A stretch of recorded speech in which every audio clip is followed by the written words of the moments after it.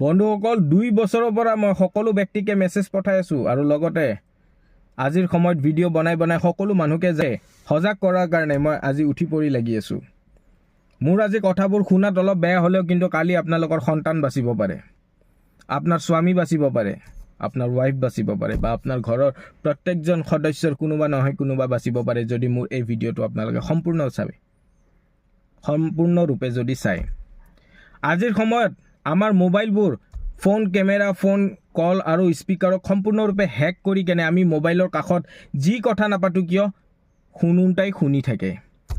Mobile কেমেৰাটো automatically কাম কৰি থাকে, চাওঁতাই চাই থাকে।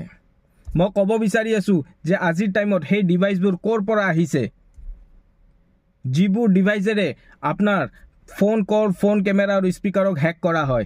দেশৰ সুৰক্ষা বিভাগৰ তাত এনেকুৱা কিবা ডিভাইচ আছে নেকি? যদি আছে, আজি সেই ডিভাইচবোৰ কোনে ব্যৱহাৰ কৰি আছে? মানুহক মাৰ্ডাৰক ছুইচাইড কৰাৰ ফালে লৈ যোৱাৰ কাৰণে ব্যৱহাৰ কৰি আছে, নে আমাৰ ব্যক্তিগত জীৱনত সোমাই বা সেই সংসাৰখন ঘৰৰ ভাঙাৰ কাৰণে এই ডিভাইচবোৰ ব্যৱহাৰ কৰি আছে, নে মানুহৰ ব্যক্তিগত জীৱনবোৰ চাবৰ কাৰণে এই ডিভাইচবোৰ ব্যৱহাৰ কৰি আছে? চিন্তনীয় বিষয়। চিন্তা আহে ন?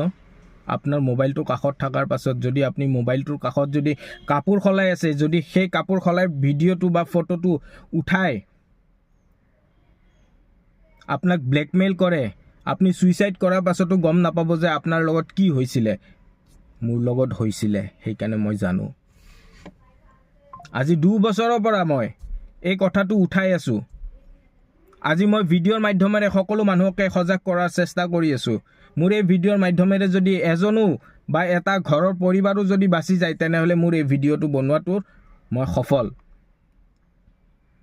মই আজি য'ত গৈছিলোঁ, তাহাঁতক মই য'ত প্ৰথমতে এই ডিভাইচটো দেখিছিলোঁ, তাতে গৈ মই কিছুমান কথা উঠাইছিলোঁ আৰু মোৰ এই ভিডিঅ'টো বনোৱা দেখিয়েই সেই ঠাইত এটা কেমেৰা লগাই দিয়া গৈছিলে মোৰ বেডৰুমৰ ফালে।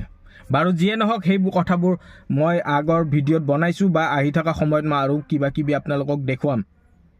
কিন্তু মোবাইলটো যদি আপোনালোকৰ সুৰক্ষিত নহয়, আপোনালোকে মোবাইলৰ কাষত কৰা সকলো বস্তু যদি তথ্য তাহাঁতৰ ওচৰত যাই থাকে, তেনেহ'লে আপোনালোকে সাৱধান হওক।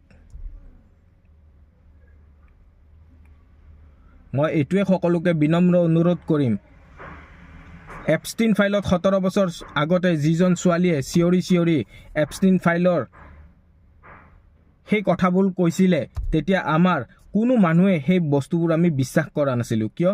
এজনী ছোৱালী কৈছিলে, কিন্তু এটা